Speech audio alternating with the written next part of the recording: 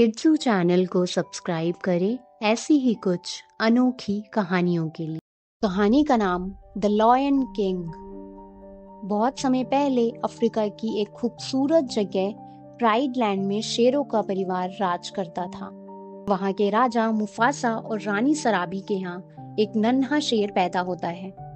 उसका नाम रखा जाता है सिम्बा। जब वह जन्म लेता है तो जंगल के सभी जानवर प्राइड रॉक पर जमा होकर उसका स्वागत करते हैं। एक समझदार बंदर रफीकी सिम्बा को ऊंचाई में उठाकर सबको दिखाता है।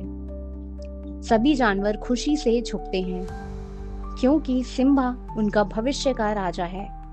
लेकिन मुसाफा का छोटा भाई स्कॉर बहुत ही जलन करता है।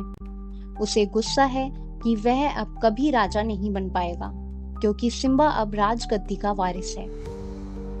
एक दिन सिम्बा अपने पापा से पूछता है कि वह कौन कौन सी जगह का राजा बनेगा। मुसाफा उसे प्राइड रॉक की चोटी से दिखाता है। जहाँ तक सूरज की रोशनी जाती है सब कुछ उसका होगा। लेकिन मुसाफा एक काली जगह दिखाकर सिम्बा को समझाता है कि वो कभी वहां ना जाए। ये सिम्बा की जिम्मेदारी होगी कि सबकी देखभाल करे। मुसाफा उसे सर्कल ऑफ लाइफ यानी जीवन के चक्र के बारे में भी समझाता है। लेकिन चालाक स्कॉर सिम्बा को कहता है कि वहाँ हाथियों का कब्रिस्तान है, एक डरावनी जगह जहाँ सिर्फ बहादुर शेर ही जाते हैं। सिम्बा सोचता है कि वह भी बहादुर है और अपने दोस्त नाला को लेकर वहाँ चला जाता है। वहाँ 3 बड़े खतरनाक लकड़बग्गे शेंजी, बनजाई और एड उस पर हमला करते हैं।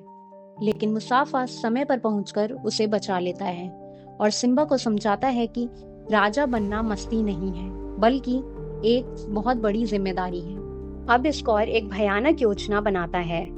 वह लकड़बग्गों की मदद से सिम्बा और मुसाफा को मारना चाहता है। वह सिम्बा को एक घाटी में भेजता है और भैंसों का झुंड दौड़ाकर भगदड़ करवा देता है। मुसाफा सिम्बा को बचा लेता है लेकिन खुद एक खाई में गिर जाता है। मुसाफा चढ़ने की कोशिश करता है लेकिन स्कॉर उसे ऊपर से धक्का दे देता है और मुसाफा की मौत हो जाती है। स्कॉर सिम्बा से कहता है कि ये सब उसकी गलती है और उसे जंगल छोड़ देना चाहिए। तभी सिम्बा बहुत ज्यादा दुखी होकर वहां से भाग जाता है और सबको लगता है कि वह भी मर गया। अब स्कॉर राजा बन जाता है और लकड़बग्गों को जंगल में रहने देता है। अब आगे हम देखते हैं कि रेगिस्तान में सिम्बा गिर जाता है लेकिन 2 मजेदार दोस्त टिमोन एक छोटा जानवर और पुम्बा एक मोटा सा सुअर उसे बचा लेते हैं। वे उसे हाकुना मटाटा सिखाते हैं यानी कोई चिंता नहीं। सिम्बा उनके साथ मस्ती में जीने लगता है और धीरे धीरे बड़ा हो जाता है। कुछ सालों बाद सिम्बा को फिर से अपने माता पिता की याद सताने लगती है। उधर रफीकी को पता चलता है कि सिम्बा जिंदा है। वह सिम्बा से मिलता है और कहता है कि मुसाफा की आत्मा हमेशा उसके साथ है। मुफासा की आत्मा आकर सिम्बा से कहती है कि अब वह अपना सच्चा स्थान ले और राजा बने। सिम्बा वापस प्राइड लैंड लौटता है। वहां वह देखता है कि सब कुछ बर्बाद हो चुका है।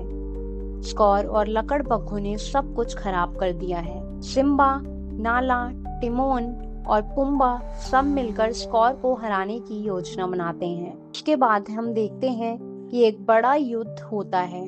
जब स्कॉर सिम्बा पर हमला करता है तो सिम्बा बचता है और सबको सच्चाई बताता है कि मुसाफा को स्कॉर ने मारा था और लकड़बग्गे यह सुन लेते हैं और स्कॉर से नाराज हो जाते हैं। अंत में स्कॉर भागने की कोशिश करता है लेकिन सिम्बा उसे गिरा देता है।